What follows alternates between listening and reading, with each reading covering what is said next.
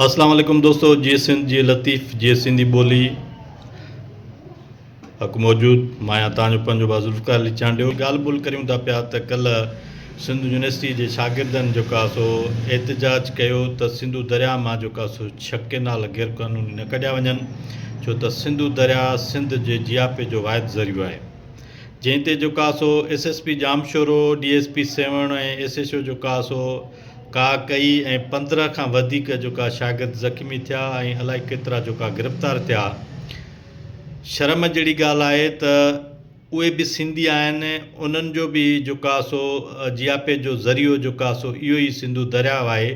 जॾहिं पाण त कुझु नथा कनि, पाण त जेका पंजाब जा ऐं ज़रदारी जा एस्टेब्लिशमेंट जा वांगारी आहिनि, त जेके शागिर्द जेका सो पंहिंजे हक़ जे लाइ, पंहिंजे जेका सो वतन जे लाइ, पंहिंजे नंगनि ऐं दंगनि जे लाइ निकिरनि था, उन्हनि ते बि जेका सो तशदुद, गोलियूं हलाइणु ऐं छेल वसाइणु शर्म जोगी ॻाल्हि आहे। SSP जामशोरो खे शर्म अचणु घुरिजे, DSP जेका सेवण खे शर्म अचणु घुरिजे ऐं SHO जेका सो हिन फ़नकार मज़ाया अदाकार खे शर्म अचणु घुरिजे। जेकॾहिं गैरत जी थोरी बि ज़रिया अथव न त ॿीहर अहिड़ी हरकत न कंदो। शर्म कयो बिना बेग़ैरतऊं।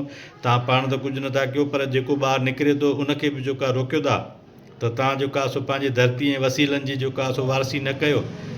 अड़े बाबा, इहे 7 करोड़ जेका सो सिंधी क़ौम ईअं ख़ामोश न वेहंदी, ईअं आसानीअ सां जेका सो हीअ सिंधु जेका पंजाब खे हड़प करणु न ॾींदासीं। जेसिताईं जेका सो रत जो आख़िरी फुड़ो जेका सो असां में मौजूदु हूंदो, आख़िरी दम ताईं विढ़ंदासीं ऐं पंहिंजे सिंधुअ खे जेका सो बचाईंदासीं। ऐं सभई सुजाॻ थियो ऐं हिमत करियो, ऐं जेको जेका सो हिमत करे थो उनजो उत्साह बणिजो, उनजा ॿांह ॿेली बणिजो ऐं उनजो जेका सो हथ मज़बूत करियो त जीअं जेका सो हीउ पंहिंजो सिंधु बचाए सघूं।